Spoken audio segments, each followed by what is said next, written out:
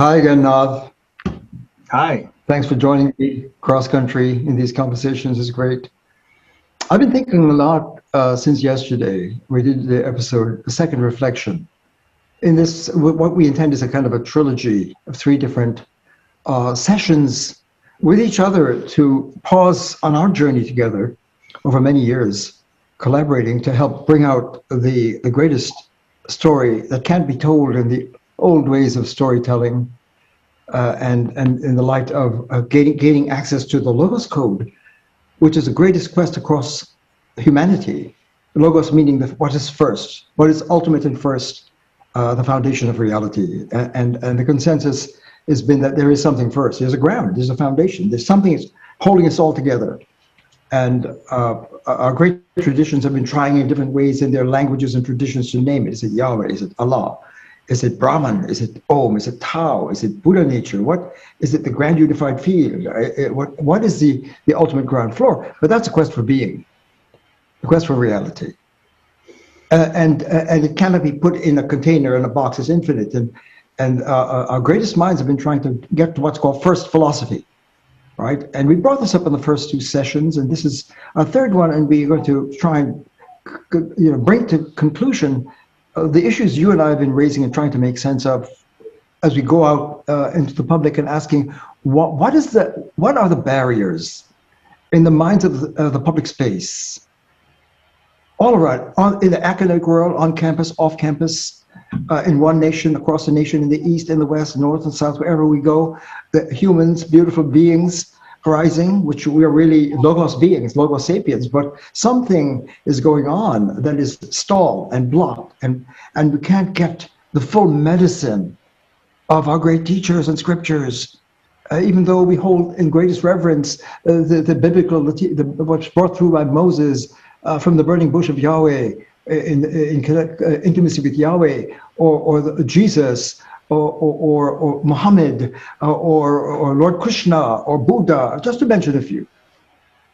These great pioneer teachers were tapping the first. They were the first scientists. That's very important to know, that there is a long quest to gain access to what's the foundation of our lives, the foundation of nature, the foundation of the universe. A foundation meaning there's something holding us together. And the vast diversity of the universe and of human cultures, which is boundless, and all species in nature, that vast boundless diversity is still unified.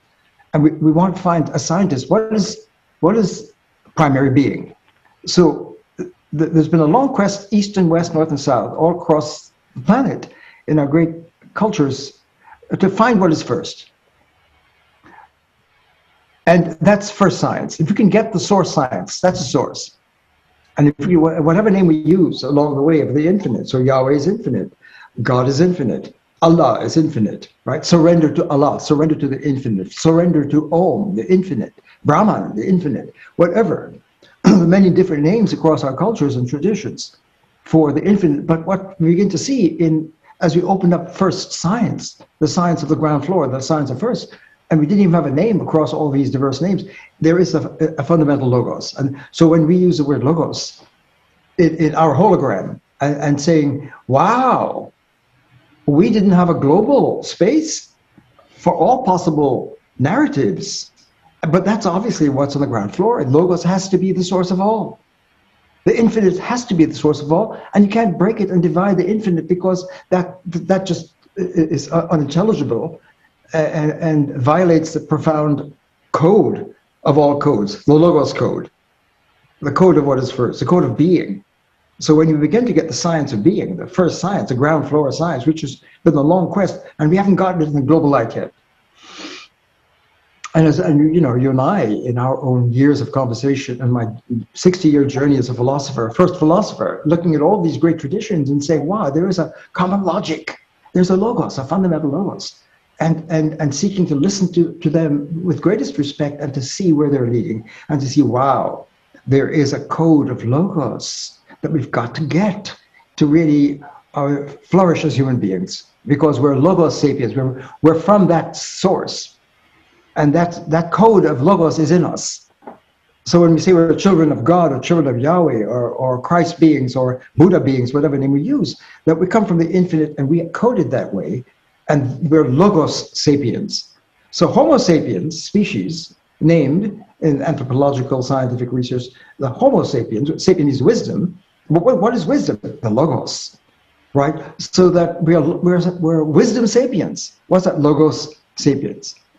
But what we've shown here now, and we're trying to say, what is it when we see the hologram? The greatest story never told is this entire blue zone of the logos, the infinite, and in double bracket space, in double parentheses, is insignia of the infinite, and it's everywhere, any point you go. And yet, in our human journey, we've mastered a form of reason, a form of literacy. Reason comes from the logos, right? The conscious, intelligible meaning, truth, knowledge, beliefs, stories, narratives, all of that. They're downloads from the blue zone.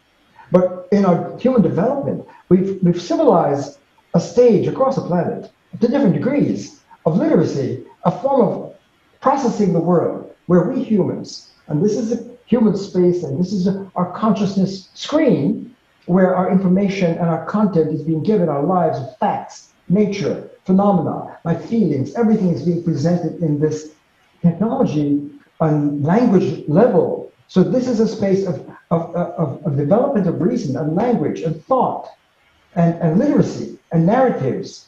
And we have beliefs about. And we went over this. This is like 2,500 years of human evolutionary development, but to show the greatest story never told. The greatest story never told is the story that can't be told in our storytelling space here. We're very good at telling stories, making narratives. We make narratives using the language about. We think about it. We talk about the world. We have feelings. I mean, conscious of our feelings. We're conscious about. And we don't realize that being conscious of is not the same as source consciousness, where you're surfing directly the flow of the infinite unity.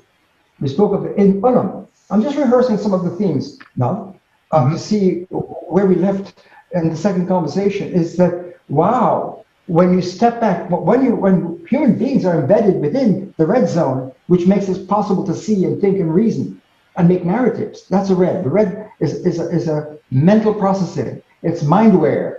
It's a wiring of, at this level of wiring of how we see and conceive and believe and think and feel and learn and grow and evolve in this space. And we're great at that. That's where we are, but we don't realize. That's what the red zone is pointing at. It eclipses us from a deeper access to the flow of the infinite flow of reality. So the logosphere is where everything is infinitely connected. That's the unum, not unity here, but the unum is the infinite connectivity of pluribus, boundless diversity. So unum pluribus is one concept. Logos is unum pluribus. That's the law of the land, the law of reality, the logosphere, the ground floor. And source science is, we can't find the source in this technology. We can't put it here. We could say logos here, we could say Yahweh here, we could say Allah, we could say Om, we could say Brahman, we could say meditation, we could say wisdom, we could say enlightenment here, but it's not real, deep source enlightenment. And so what this hologram is saying is that the greatest story never told, because all our attempts to tell the God story, the Logos story, the source story, foundational science, source science, here, the science that comes from here, it can't work here because the language itself is limited. It has limits because we're thinking about it. We're objectified. We are consciousness of, about, and we have the object, and we know how to process that information. And we can have truth and falsity, fiction and fact, right and wrong, higher and lower. You could say, I believe in a higher power here.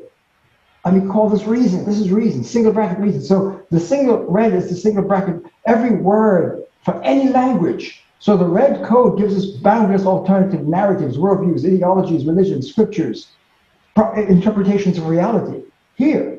But reality is deeper. So we're always downloading it according to our technology and our lens of mind, which is the red lens, right? Which is giving us consciousness above. So that's a stage of literacy. But our breakthrough first pioneers who are listening to the first, what is first? The Logos. have been urging us to shift, to see this space, which was never called out. We never had the red code before. We didn't have the blue code before. We just had, imagine all of the red and blues gone, and we're people who have stories and intelligence and knowledge and the development of science such as it is, and beliefs and politics and democracy and all of our different forms of life. Great breakthroughs here, no question about it, in this form of literacy. But still, our teachers are saying we've got to go deeper into the connectivity, because as long as we're in the red zone, which we couldn't see before, right? If we don't realize that the red zone fragments and breaks apart and polarizes and cuts us off from ourselves. The version of ourselves on the ground floor, our double bracket self, right, which is connected with the flow of nature, with each other, and with the entire flow of all species in the cosmos. When people speak of connectivity here, we're all connected, we're all one. No, not here. It's here. That's it. Unum pluribus, which is one word. So that's in a way what we quickly, centuries, millennia of human evolution, is this hologram. This hologram cannot be presented inside the red code. That's why it cannot be told. It has to be lived. And so teachers who are first philosophers, first scientists, who are trying to directly open up beyond this, break this barrier and access the code, not from information, but meditation, for example, is a way to surf, direct contact, intimate contact with the infinite unity and feel and experience and live and speak and breathe and reason and understand from this infinite connectivity where everything is connected, which gets disconnected below. That's amazing. And so we need more time, but are many different performances that have been published, over the recent years, and for me, for decades, right? It seems to hit a wall, and the listener, the public, which is embedded within the red zone without even knowing there's a red zone or a blue zone, and just process language and thought, whatever they hear. If Jesus speaks, we interpret it here. If Buddha speaks, we interpret it here. If we speak of the laws of Moses in the dialogue with Yahweh at the burning bush, we understand it here. We write it on stone, whatever it is, right? We understand, we download it to where we are familiar and what we know, which is this level of language so far. But the first science, once you open up the code, the blue code, and can see the red code, you can't see the red code unless you step outside of it to see a contact with the fundamental field, then it comes into prominence. And once we see that, then the great teachers, pioneers like Buddha and Jesus and Krishna and others were seeing that, wow, the consciousness, everyday consciousness in culture is suffering. It's existentially, ontologically is a word. Ontology is being. Ontologically, we're suffering because we're fragmented, we're in pieces, we're shredded. Despite our best, we're good people, but despite our best efforts, our mental processing, our rationality, our narratives, our ideologies, our worldviews, our encounter with reality, our arts and sciences are somehow constrained in a way that we don't understand, and it leads to fragmentation and being cut off from a deeper flow with reality. And that's mental health, that's ontological health, that's mentation, a mental practicing. So one of the points that comes out of first science is that we must realize that the mindware shapes our entire world. The mindware, the mind codes that we're living by, the code is so profound. How we use our mind shapes our world. So we are as we mind. And if we mind in the red zone, we're going to have a fragmented, problematic, and this is what we say, this is where the Titanic cultures are. Meaning by that, it's fragmented, and there's no way by being cut off from the access to the unum power, the unifying power, the love power, the rational power, the goodness power, the moral power, which comes from tapping into space. We've got to find a way to open up and migrate more deeply into a mature form of Logo-sapien species. This is a stage that we've been somehow stalled. And so you're saying there's something blocking it. What is it? So I want to pause a moment, Nathan, and just say what I hope to do in this third conversation with you is to invite you to comment on this and take further what we've said where we left it last time. That when we say there's a Titanic culture across the human condition, what we're trying to say is that we've got to see the code, we've got to see the red zone, and then to see why the laws and dynamics of this mind operating process is malware, according to source science and our great teachers. We also saw that any great insight that we've had in history is really tapping the logos. So if Jesus speaks, and we're hearing Jesus, I am the way, the truth, and life, it's the logos speaking. If Buddha has the Four Noble Truths after meditating and fasting and seeing into enlightenment, into the logos, and brings the Noble Truths to end the human suffering, it's here that the Buddha is speaking from. If 1776, the founding is saying, we hold these truths to be self-evident, that we're all endowed with unalienable rights from the source. Here's the source. Life, liberty, well-being. And we need to separate from thought forms that would keep us from our human dignity and nobility. And we form governments to protect that. So the USA here is not the same as the USA here in the Promised Land, right? These are examples. So this is huge. Any truth really depends upon the blue code, on the logos. That's the foundation of truth. But when we have truth here, if I say, we hold these truths, here are our truths, we hold these truths to be self-evident, it's not really the deep truth, it's our opinion. That's what we need to see. Because this mental space, right, and looking at what we think about it. We have beliefs, we use our minds to believe, to affirm, to judge, to hope, to wish, to despair, to have faith about. If we say, Jesus is my Lord, I believe in it. So our belief systems are here. I believe, that's an act of your will. I will, my will be done.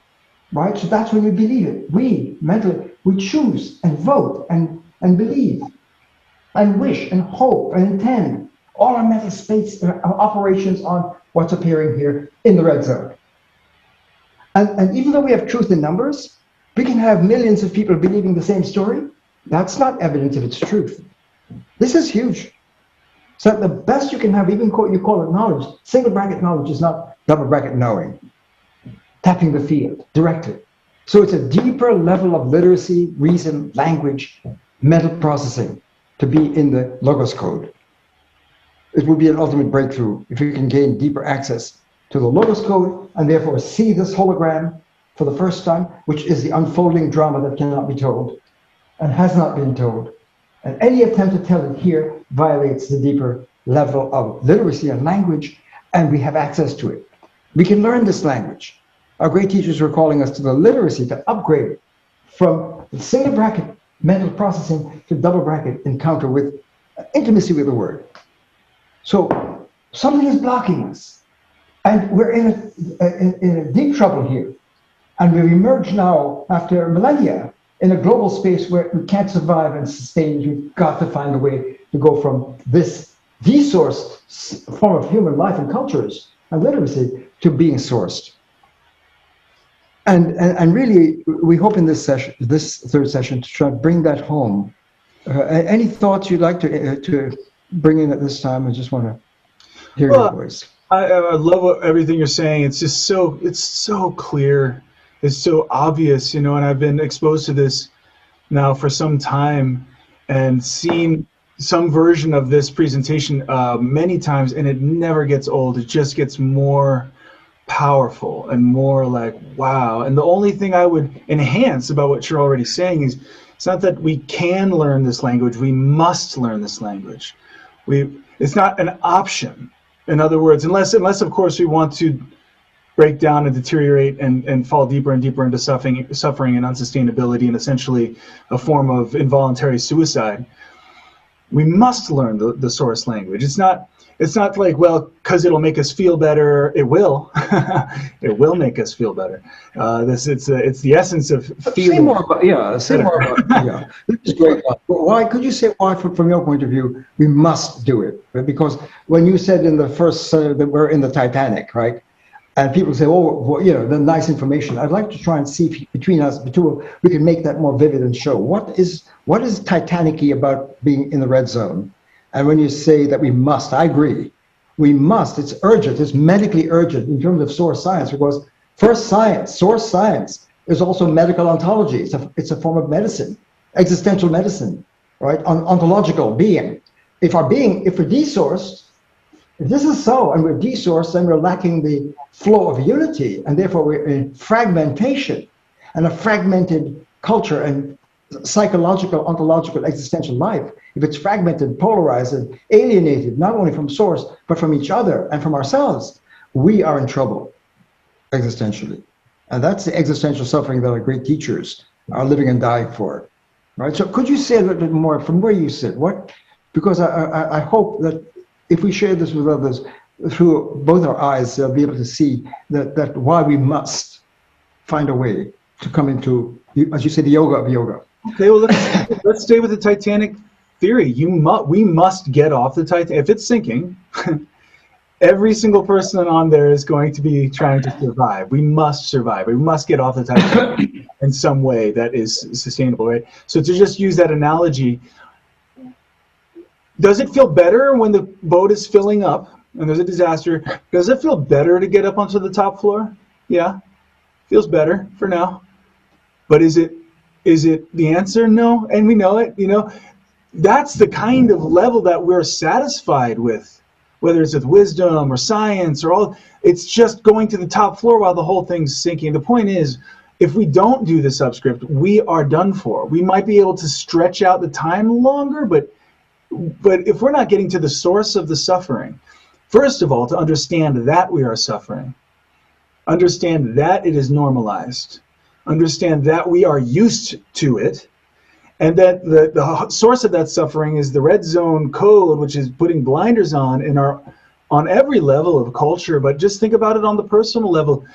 People know that they have their problems. They have their things. Oh, I'd really like to make more money, and I'd really wish my relationships would work better. And darn it, my kid is a problem child, or whatever it is. We all have our problems, and we're good at seeing our problems as things that we want to fix and make better and improve. But hey, that's life.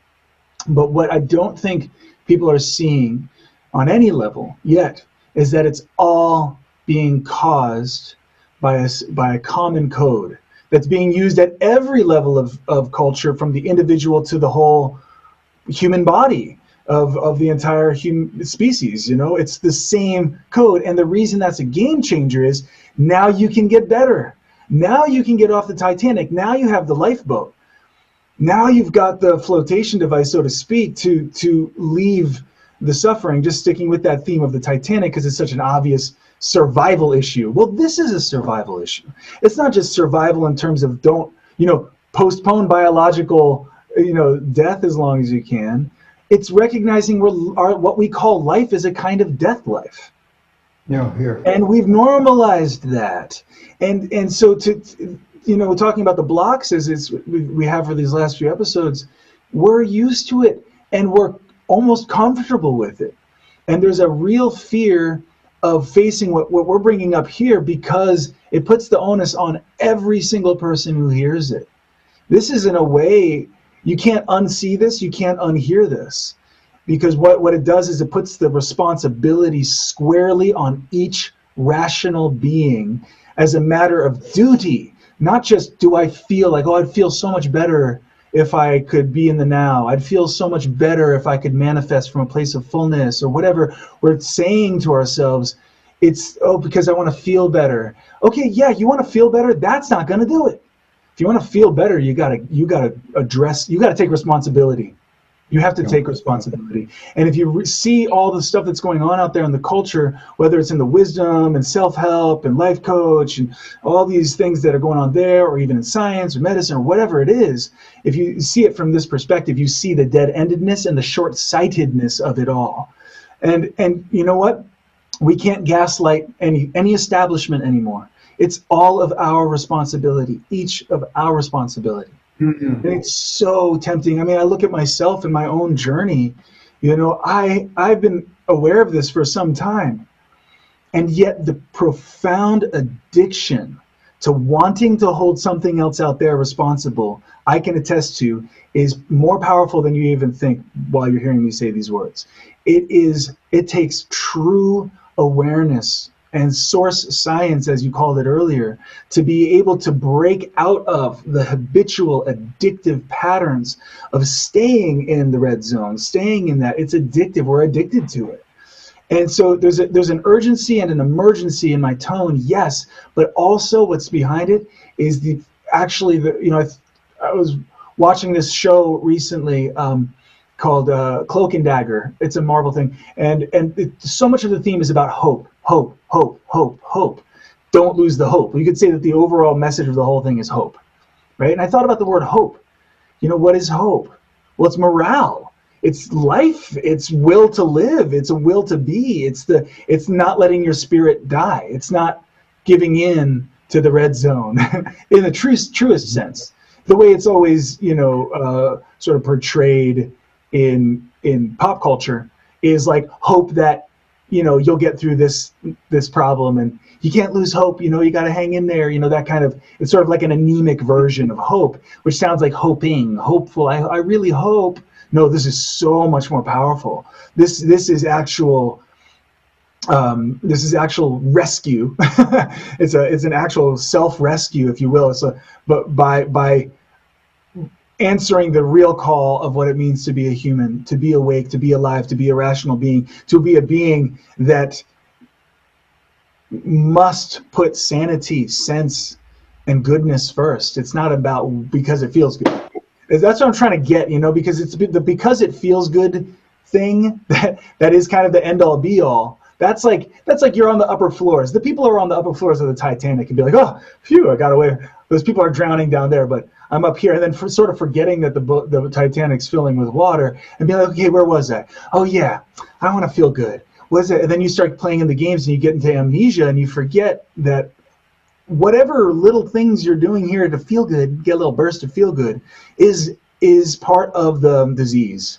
And that's where still so much of the culture, as I'm hearing you speak, I'm thinking to myself, why is it that most people would have perhaps even turned this off long ago, or tuned out, or even if they are hanging in there telling themselves, I don't need to know this, it's because they really haven't made that connection, that they are suffering deeply.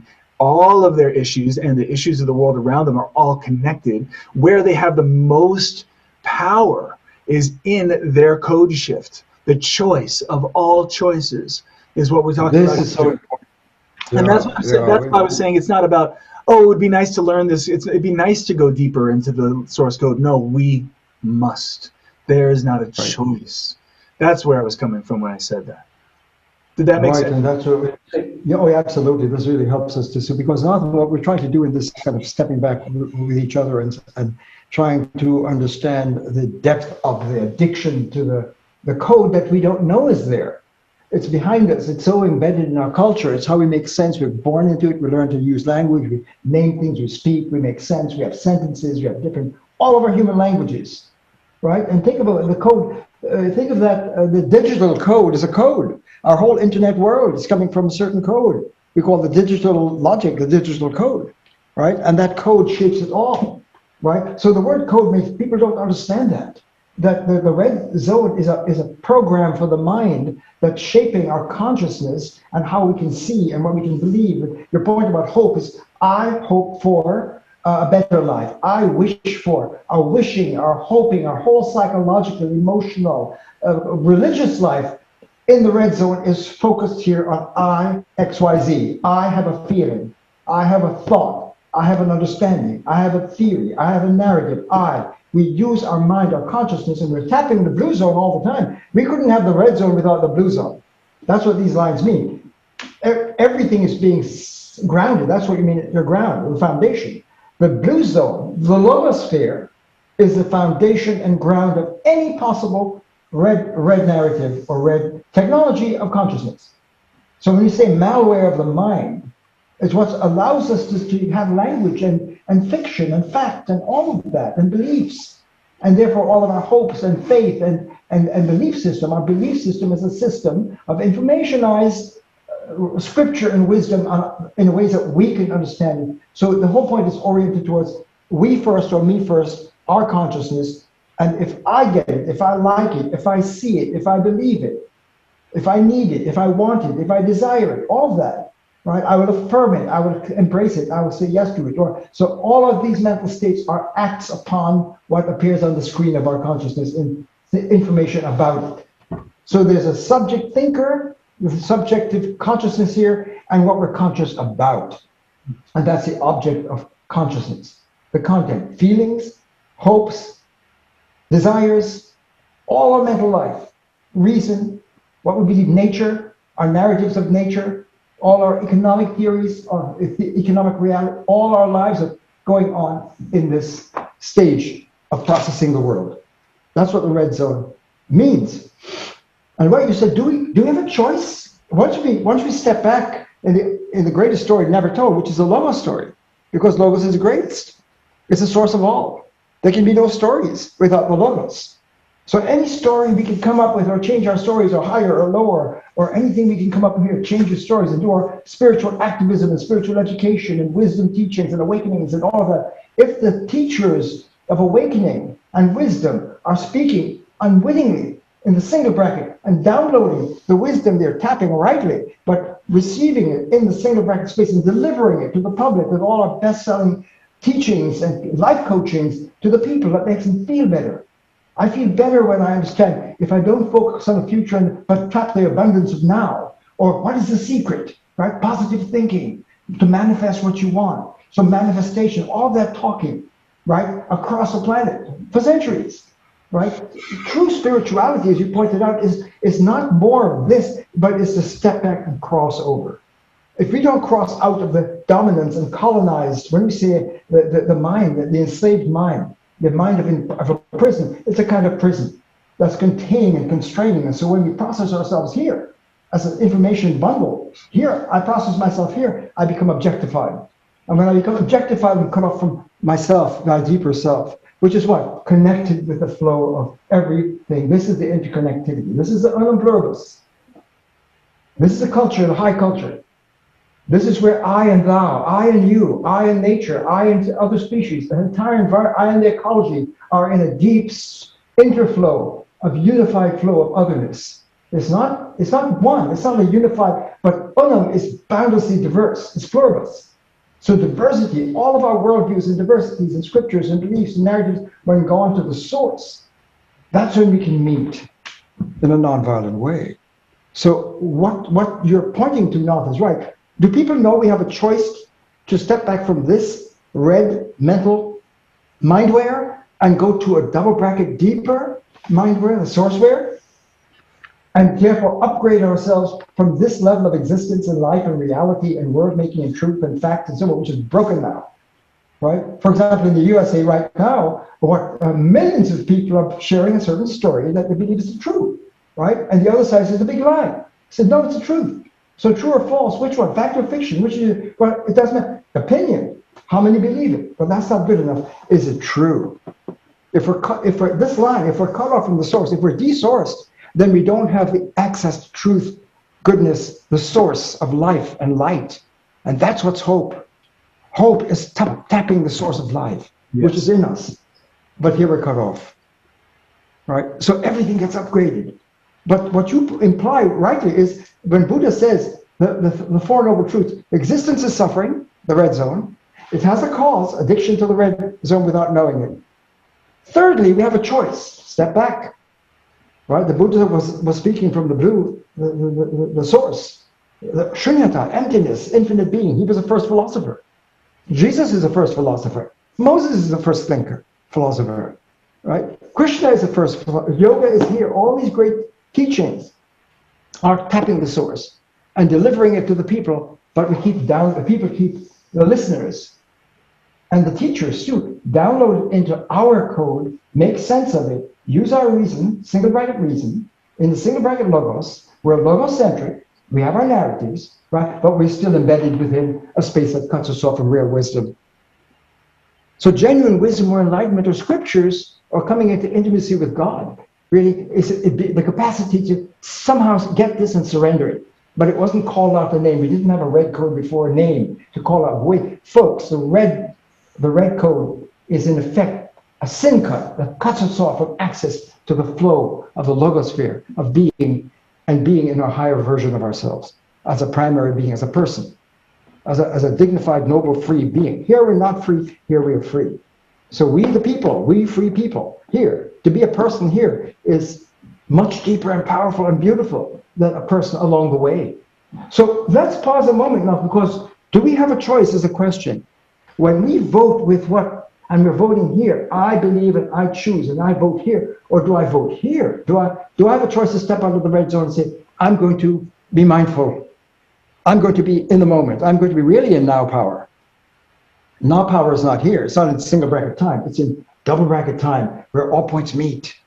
And it takes great courage and literacy and competence to get the logos code to enter into now, where the past and the future meet in the present, in presence of mind. Why? Because the infinite is not present, it's presence.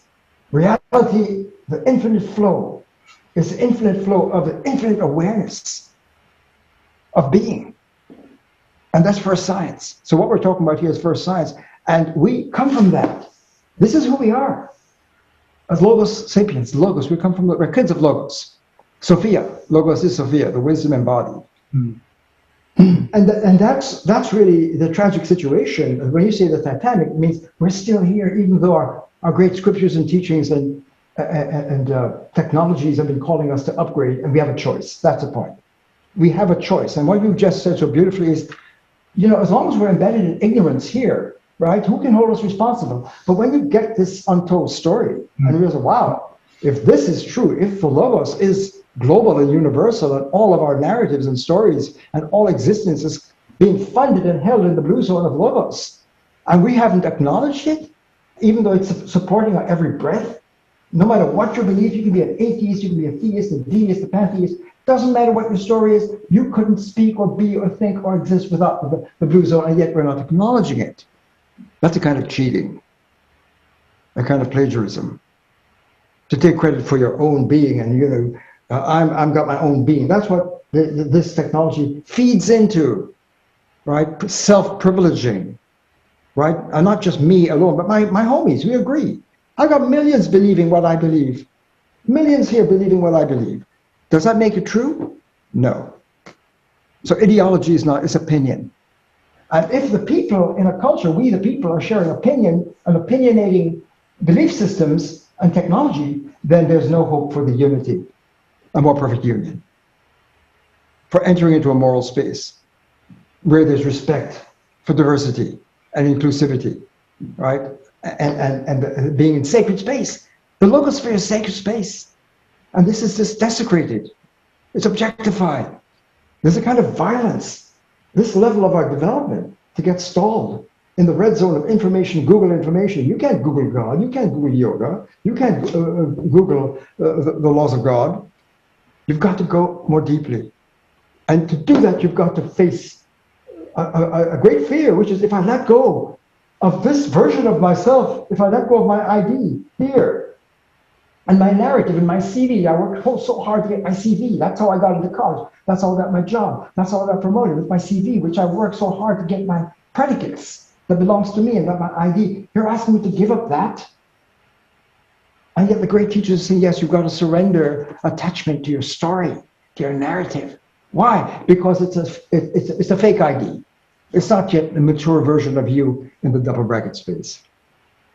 And we've got to give up our false ID for a deeper. That's been a constant call. So I think what you helped us to bring to the fore now is that we do have a choice, that people haven't recognized it enough. We don't know. You can't blame the people. If no one has taught us growing up, if kids began to learn honey, you have to learn how to use language, the way in Google information, and feelings and processing, and know how to process the world at this level. Let's play that game, honey. But let's not get stalled here and think this is the ground floor, because this is depending upon a deeper flow of language and word power and literacy. And every word you learn now in English, Swahili, French, German, Hebrew, Chinese, whatever it is, and digital, every word here has a deeper analog, a deeper meaning. Especially you, honey. Right? When you say I in this technology, just released, there's an I that is connected, that is tapping into your primary self, your primary version of yourself. And that's your well-being. Don't get stalled here. Use the information, but don't get used by it. Use the code of information. Information is very important, of all kinds. And communications with each other. Telling a person you feel, I feel hurt, or you betrayed me. Right? Your feelings, they're all being processed in space. Right? But if you could really enter into the yoga space, the Christ space, the Buddha space, the source space, source psychology, source medicine, source intelligence, source reason, source literacy, right? That's when you're in the primary version. And we have a choice. Mm-hmm. And the great teacher says, and how do you move from this to that? You've got to rehabilitate. You've got to stop being addicted here to the red code and to activate a deeper literacy, and that's teachable, that's learnable. That's what Buddha was trying to say. We've got to let go of this to end the suffering that comes here. I want to talk about that right now, if we may now. Please. What's the suffering? Because you're saying this is not sustainable, right? This is the Titanic, metaphorically, which means what? Because we haven't been able to, that when we're living within the red code and we're trying to diagnose the problems here, look at the gun problem, look at the climate problem, look at the hunger problem, look at the economic, look at racism and sexism and homophobia, and look at Holocaust and genocide, look at the narcissism, look at suicide, we look at all these problems here. But when you step back, you say, whoa, source science is source medicine. It says these vastly diverse forms of human suffering and pathologies, personal, interpersonal, cultural, all of them, the clash of worldviews, the clash of cultures, all of them. What's causing it? It's being cut off from source. We need to see that. Being stalled within the single bracket stage of adolescent development of reason and language and thought and reality processing. Single bracket reality, yes, it's real to that extent, but there are many different alternative realities, alternative stories, vying for the truth space. This is meaning, this is truth, this is what's real. These are the facts, the dominant story of all the boundless alternative narratives across the planet, with 8 billion plus people having different narrative belief systems and interpretations of reality, right? How do we know if there's truth that holds it to bear? The truth is not here by numbers or by your belief. The fact that you believe in Jesus doesn't mean that Jesus is true because you believe it. Why? Because if Jesus is the Logos speaking, that is the source. That is the source of reality. Excuse me.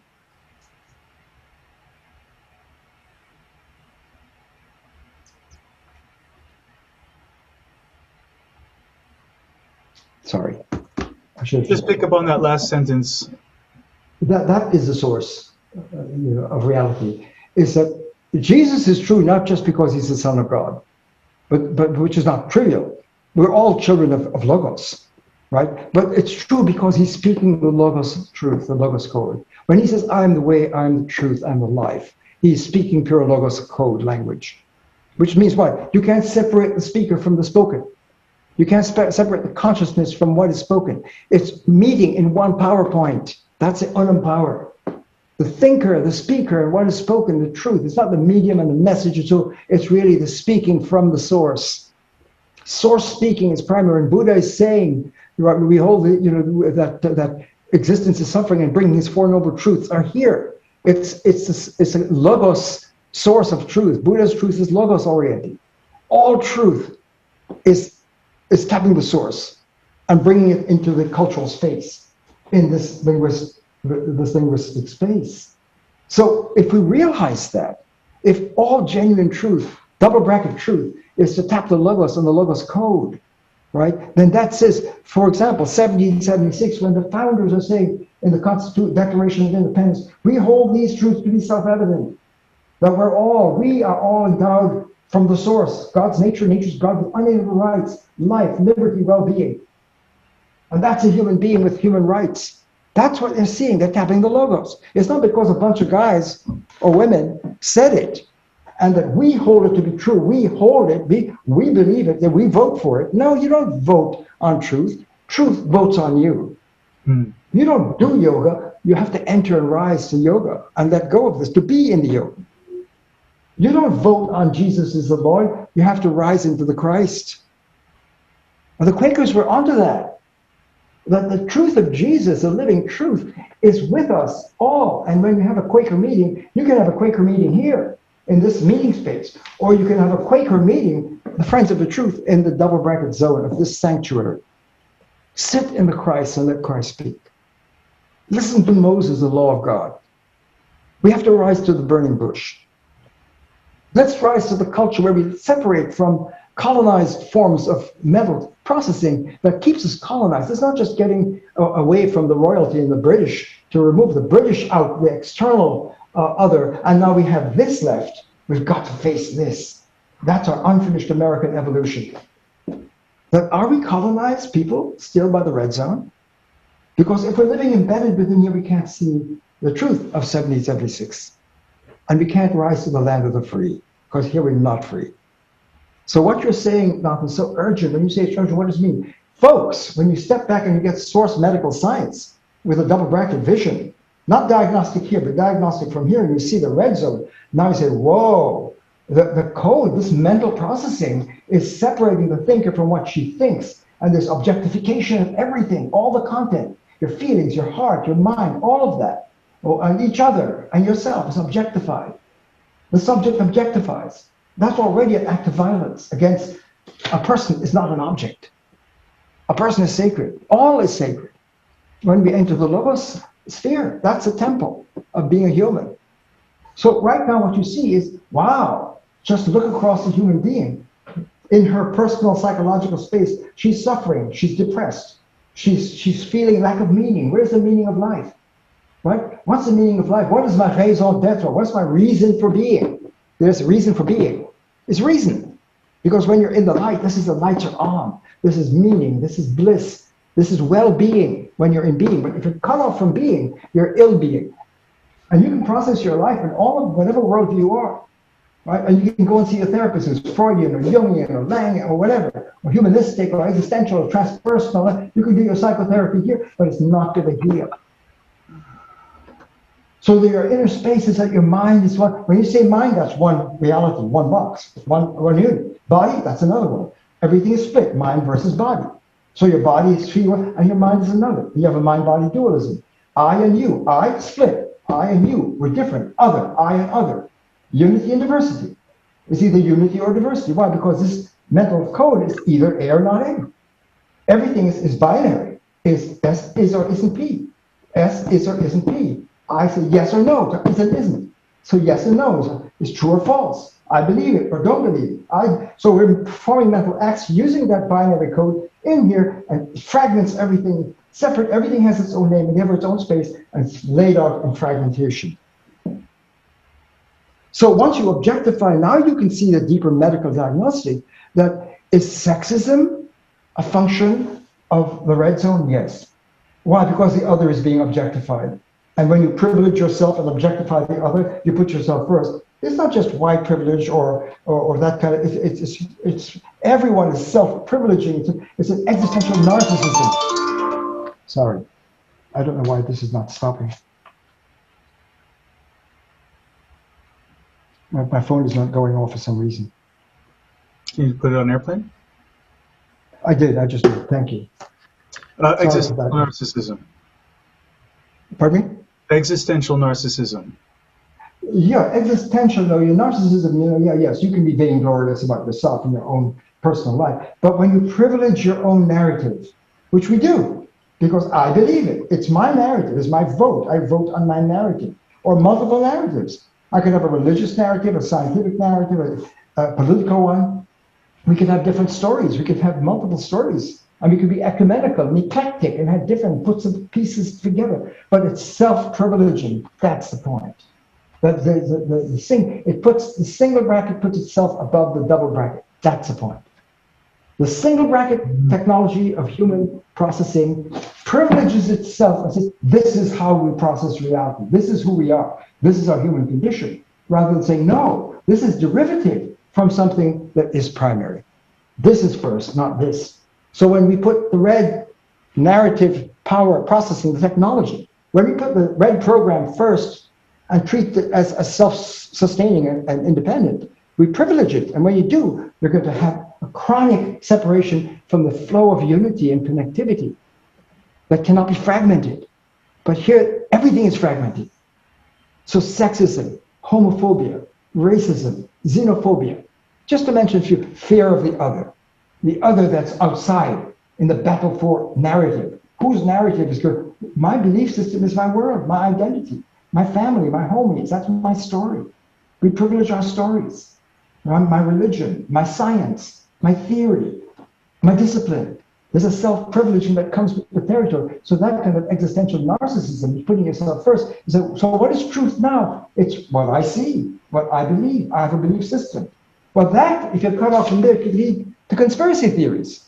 What's considered a narrative that I believe is true? It speaks to me. I like it. I want it. I need it, politically or otherwise, emotionally. That story, I believe in it. But just because I affirm it and believe it and say yes or no to it, a story of it doesn't make it true. Mm-hmm. So that truth is in crisis. And if truth is in crisis because it's cut off from truth, and reason is in crisis because reason can be used for all different justifications of different stories, and that's rationalization. And Socrates saw that's sophistry. Sophistry is believing, and your belief makes it true. No, just because I believe it doesn't make it true. So where does truth come from? It comes from tapping the source of being, of reality, on the ground floor. So if we humans have evolved to a point where we're so powerful in our Google information technology of having different stories and the capacity to develop an entertainment world, all of these fictional worlds and situations and dramas and entertainment and living here, and we have our malls and our merchandise and our consumerism, and then we have inequalities and people starving and degradation of nature. Why? Because nature is objectified as everything else. And we can gouge it and frack it and break it and use it and take out the forests. And the sacred rainforests of Brazil, taking out the rainforests, and the species are dying as a consequence. Why? Because we're disconnected. We can't see the integral connection and interconnectivity. That's not linear. It's holographic. It's fractal. It's holistic. Every point moves every other in the web of life that's here, that's unum, in the logosphere of reality. It's wired that way, but we get calloused and cut off into fragmentation, objective, mechanical. This is mechanical, mechanized consciousness and meaning. Yeah, I can make a link, but that link that I make is synthetic, it's not natural. So everything that's going on here is synthetic and artificial and mind-made. Not by one man. We can agree and have and be a conspiracy and collusion and consensus about a story. That's agreed. But that consensus doesn't make it true. So not what I'm trying to give a sense of is that we have to help people understand when you say Titanic, it means that every aspect of our life, my personal, psychological life, my relationship with my children, right? If they're objectified, my relationship with my significant other, if I present my other here and I seek intimacy with my other or love and genuine connectivity, when it's being objectified, then the red zone has a barrier that prevents real intimacy and love and connectivity. And that is what is so tragic, that we have the medicine from our great scriptures and teachings, but we haven't been able to disentangle the red zone from the blue zone. They're all squished together and conflated, and when it's conflated, we favor the red zone and we default to that, and then it fragments things. And so at all levels in the political space, there's a clash of ideologies, worldviews, with deadly consequences of racism and sexism and homophobia and Holocaust and genocide and wars and violence, because the whole area being cut off is a violence against logos. I know I'm excited now. I know I'm speaking passionately, but you and I really feel it. We feel we've got to somehow find a way to communicate this. Mm-hmm. Right? We've said this in so many ways, hundreds of ways before. You have said it, I've said it, and then deaf ears. Why the deaf ears? I'd like you to talk about that a bit. Because it's scary when you're talking about this, when you're talking about our narratives and how we construct our narratives, and we have almost seemingly infinite liberty to construct any kind of theories, conspiracy theories, stories, narratives, beliefs, worldviews, all these different things. And when you were talking about that, how it's essentially desourced, cut off, it struck me the profound degree of anxiety that humanity is in. The anxiety, if we don't make that word limited to the number of people that have anxiety or diagnosed with anxiety, but understand the whole culture is anxiety ridden, and the connection of anxiety to depression, and the depression of the culture, and the fear and the terror, because we're all because on some level we know that we're cut off from source, from peace, from knowing, from hope, from good. Yeah.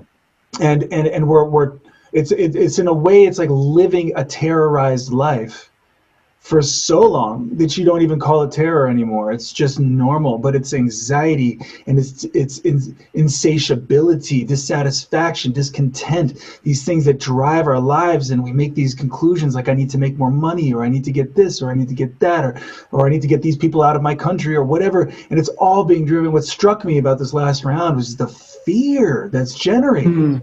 The terror, the anxiety, the dread that is generated by this code, and then enabled.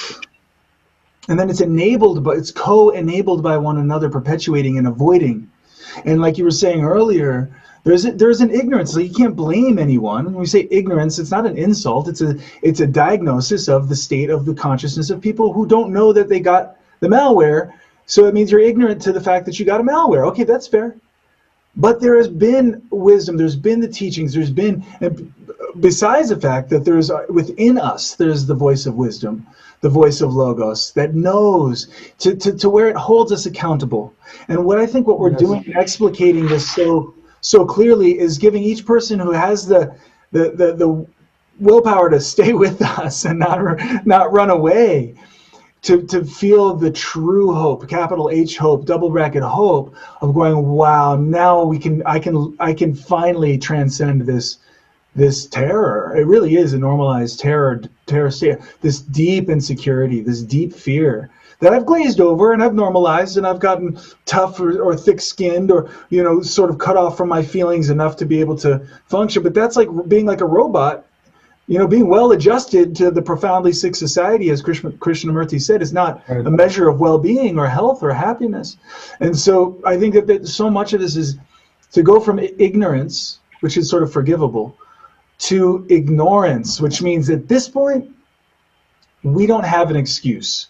When you know that there's a code that's governing it, and that it's a choice, that we have this choice, to turn a blind eye to that is ignorance. It's small change in the pronunciation, huge meaning, change in the meaning. Ignorance is willful ignoring. Willful ignoring.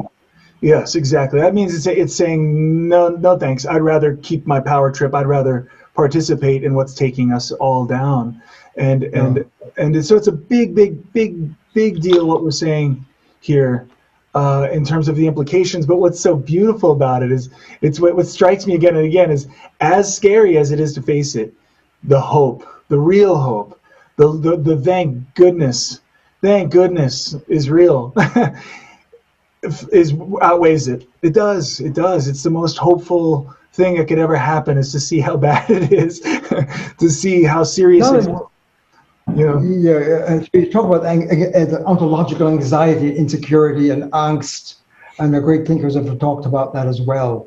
Whether scriptures or philosophers have seen this an existential angst and samsara, and the anguish of being in sin, being cut off and alienated, and the need for salvation. All those different vast ways of alternative ways of talking about the human condition here. But when you say it's insatiable, that struck me. When you do your yoga, the yoga of yoga is here.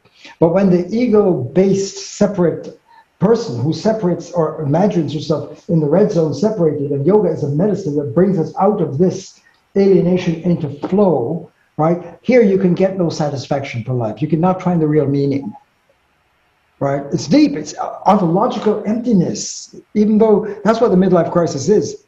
It's a recognition that, wow, even though I've got meaning, I got my 401, I did my kids went to college, I did all that. All that's true, but something is missing. Could you talk about that? What's missing when everyone, even though we're successful, I have great wealth, I have great success, I got awards, I got honors, I have all of that, but something is missing.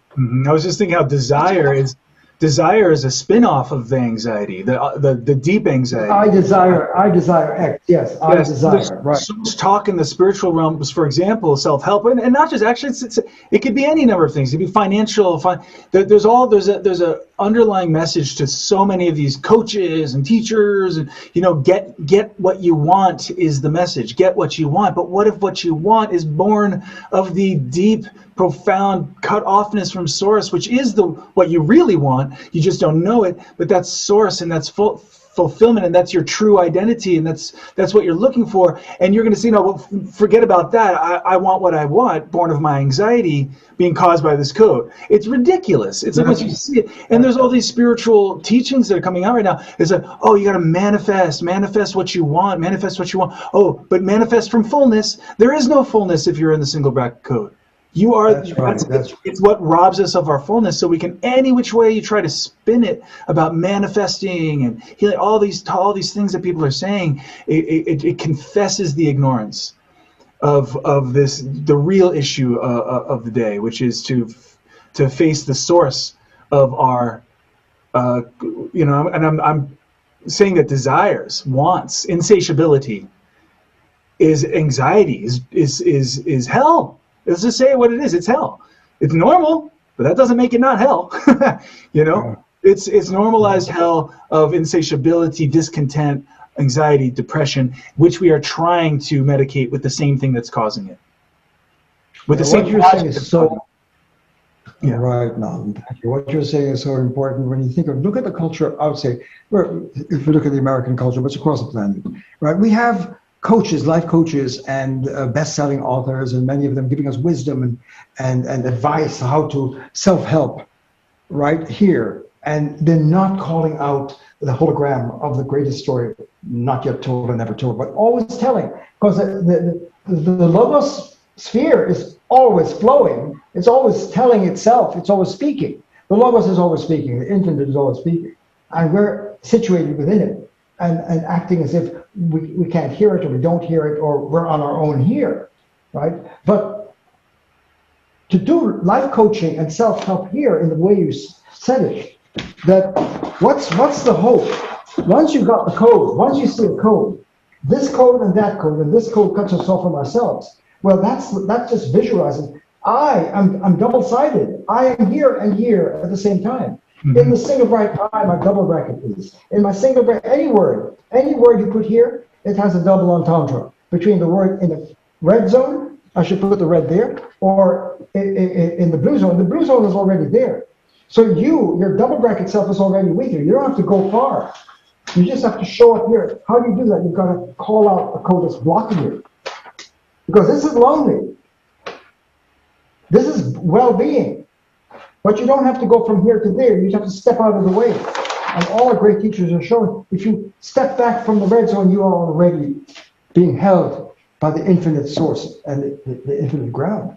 So what I'm seeing as we're seeking to bring this hologram and this greatest story never told and can't be told, it means that since the single bracket media and publishing and network and social network and internet and all of that, information Google space, any teacher that's writing wisdom here without calling this out and seeing wisdom is here and it cannot be spoken here.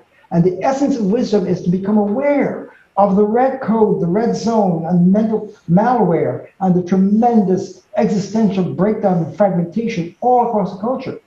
So if you look at, say, the USA culture right now, it's living in, and all the news and the alternative stories and the clash of different ideologies, and yet we want we the people in a more perfect union, a perfect unum. And the unum pluribus, those words are used. Unum pluribus, the many in one. Here, not here. And so democracy means we the people. But if here we're not people, we're Lego sapiens, Lego, separate, but not logos. We need people to have we the people. We can't have we the people here. You're going to have fragmented narratives and stories and mental states and brokenness all over across, and it's a medical disaster.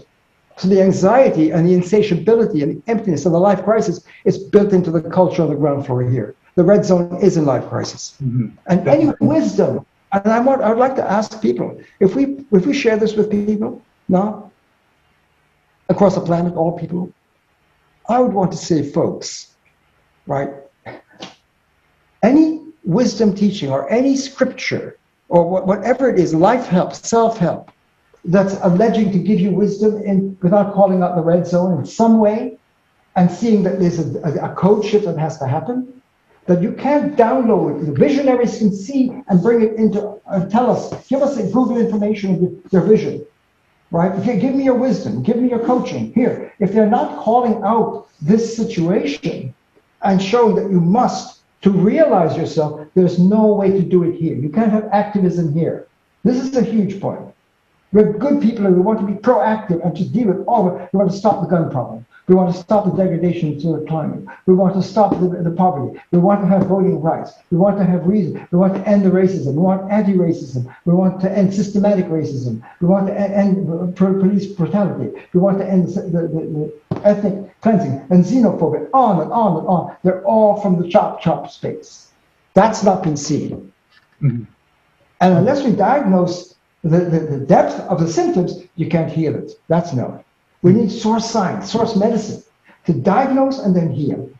And that's where wisdom comes from here and comes from seeing that wisdom is a calling out of the red zone and crossing courageously, despite our fear of having to give up our ID and let go of our single bracket narrative to discover a deeper, fulfilling, blissful, secure, the end of anxiety, existential anxiety, and coming into flourishing and well-being, because Logos is being. Mm-hmm. And if we're cut off by our mental processing and our culture making and self-making and relationship making in a code that we're not aware of and don't have the literacy for, we've got to gain the literacy and education to see this and say, wow, I want my life coach, my wisdom teacher, my scripture, my minister, my rabbi, my imam, whatever it is, my teacher, to show me why this is suffering and the way out of suffering.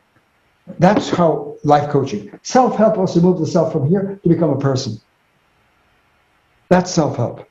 Awakening is not a mental state that I get and I get more information. The wisdom is not here. It's not more information or better information or a different story. We're still embedded.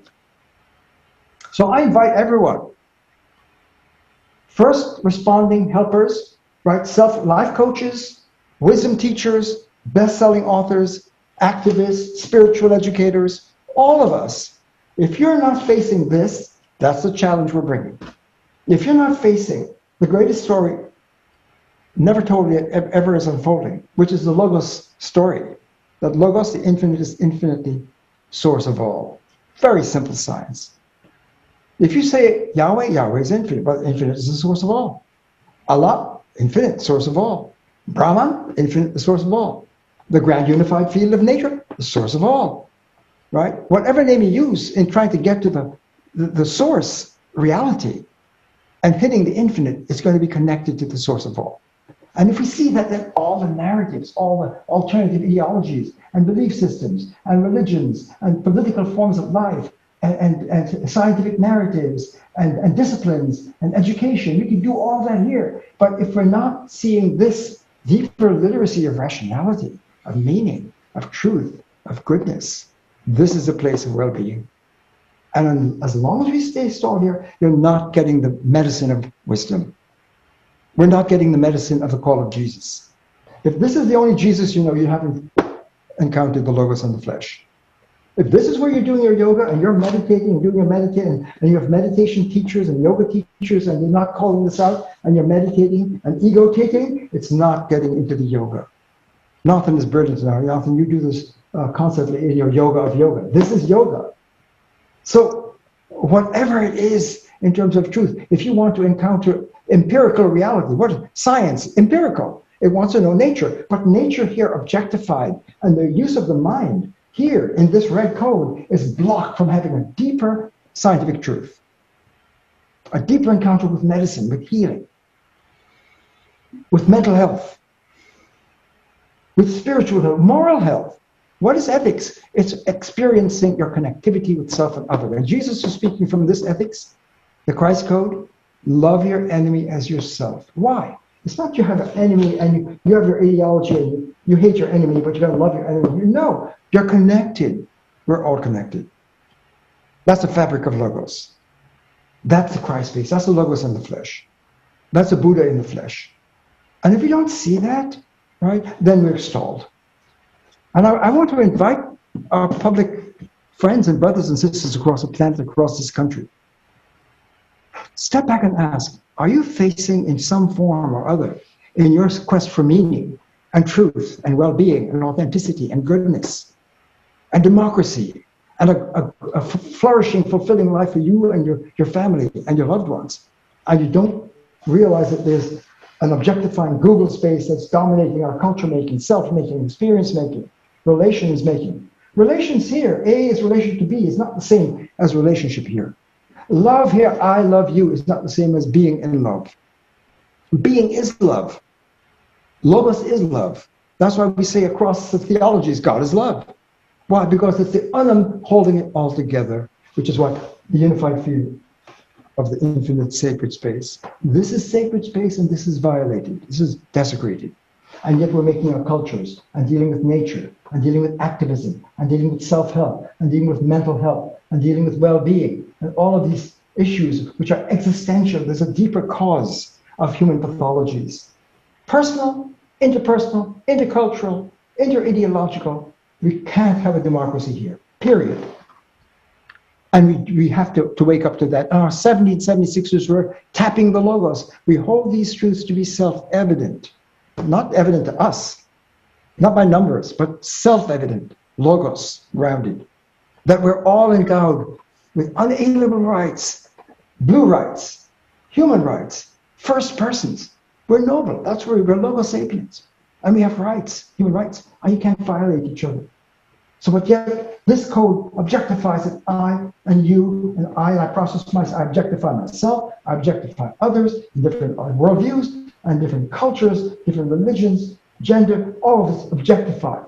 Self and other, single bracket other. It's an it, I, it. But this is not, this is I, thou, a presence. So when you go from this violent space to the intimate, sacred space of encounter with the environment, human double bracket relations are non-violent. Lego relations in this sector are inherently objectifying. We've said it now in so many ways, right? But people aren't getting it and aren't listening. It's like, red blockers. And we don't even see it, right? So when Jesus was speaking, right, and he got, frustrated. For those who have ears, let them hear. Right? What ears? Your ears. These the blue ears can hear. The red ears are deaf. It's deaf and blind. The mind is deafened. So to make the blind to see, to make the deaf to hear, right, is what wisdom and spirituality and the scriptures are calling us, right? And democracy, to be we the people. We can't be we the people here because it's not on our terms.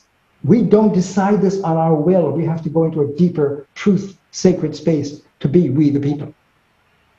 We go from monologue, our story, each our different sort, to dialogue. From I, it life to I, thou presence. And we've got to get that code. And so maybe we can stop. I don't know how long I got carried away here. And my phone was ringing off. Yeah, good time. So, yeah, let's have some concluding thoughts now in this third episode. Obviously not, I feel very passionate that we've got to, and this is what I've been saying for decades now, teaching it to my students and doing it in public performances around the world with world leaders, as the co-chair of the World Wisdom Council, as a convener of the World Commission on Global Consciousness, as a co-founder of the Evolutionary Leaders, all across these great high-powered thought leaders across the planet, spiritual activists. I've been amongst them. And trying to help people to see what global consciousness, global reason, and the source, and deep dialogue, and the 7 stages of deep dialogue, and it seems to hit deaf ears. And that's what these 3 episodes are trying to step back and say, look, let's pause and ask, and bring this out. We might share these 3 episodes with our brothers and sisters in the public space.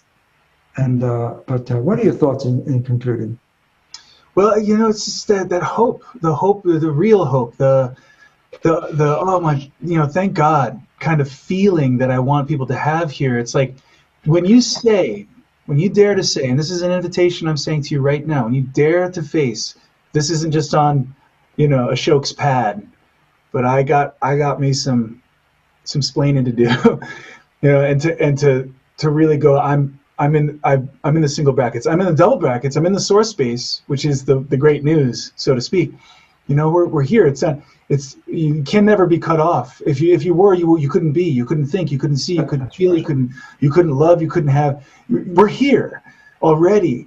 But when one individual dares to step up as to human up, so to speak, and say, I have the malware. I do. I'm not going to say, oh, that's interesting over there, or other people know. The moment when that happens, that's when real hope begins. That's when the beginning of the end of the suffering and the anxiety is. And I know that. I can attest to that. I'm living that, experiencing that. Is it easy? No, it's not easy. And not in the everyday sense of the word easy, which is quick fix, instant gratification. No, it's not. I'm not going to lie. But it's real. At least it's real. And it's about getting real. And that is the kind of light and energy and life force that can allow you to face it, face the depth of it, and face it without self-condemnation. There's no need to stay here and ignore it. Is self-condemnation by definition. To see it is the end of that, and we have it. We have that kind of seeing, which our normal eyes and normal way of thinking is blind to. But we have the kind of way of seeing to get the code to activate that deeper vision, that activision, that'll help us see our dead in the water version of activism, and to finally go, wow, we can do this now. We can actually cross now. We can rise now and human up. So that's what I would want to say in summing up. Whether or not this ends up being published, I just want to say that as what has happened to me over I've enjoyed. Yeah.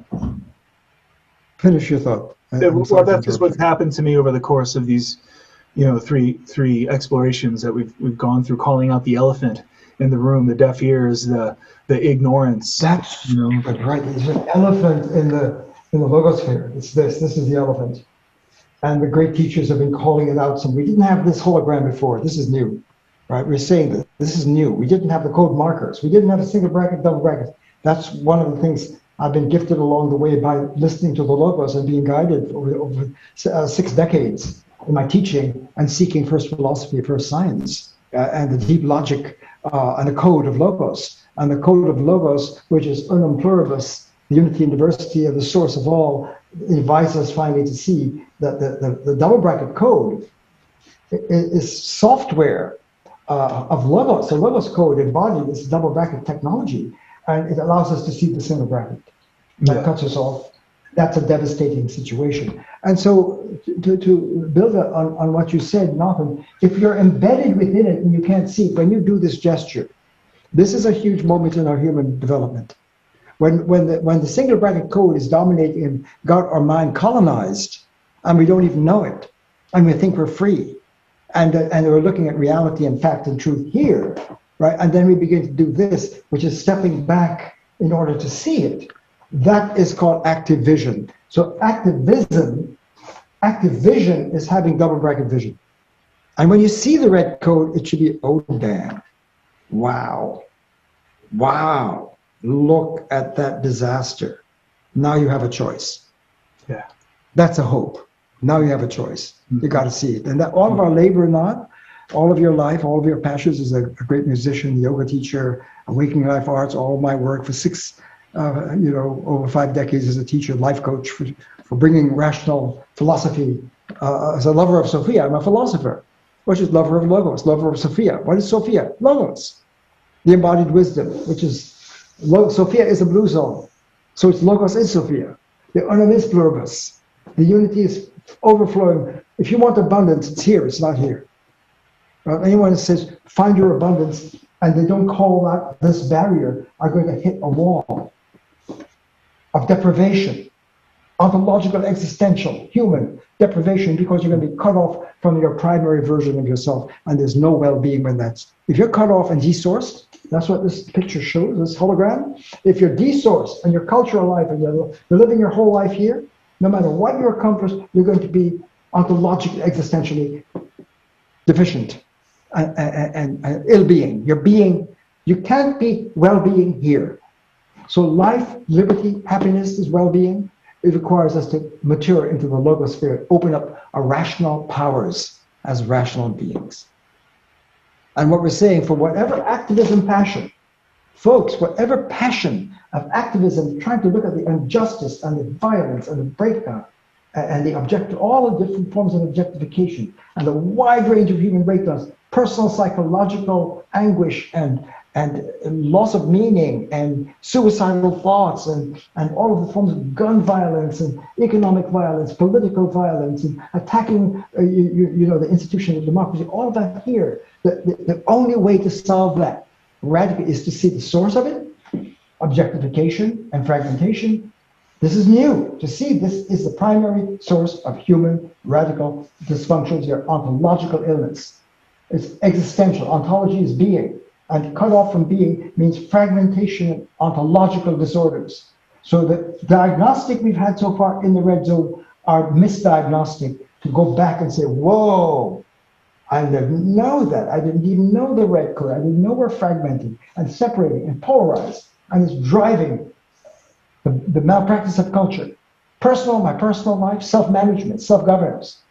Governing yourself here in single bracket reason and logic and logos, right, is mismanagement.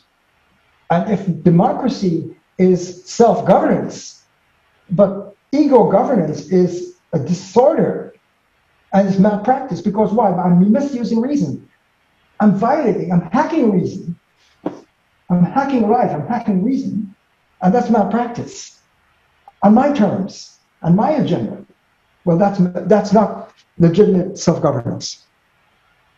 Self-governance would be qualified for democracy. We, the people, are consent of the governed. What is consent? Choice. And what is that? Enlightened, awakened, rational voting, responsible, competent voting, being a competent human being and citizen.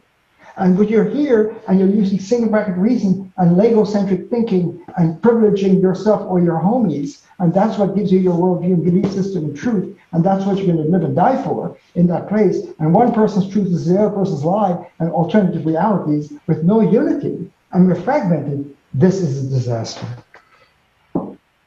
So just to wrap up that knot, obviously we can go on, but we're going to stop. I actually do have to leave, believe it or not. I have an appointment. I actually have to go.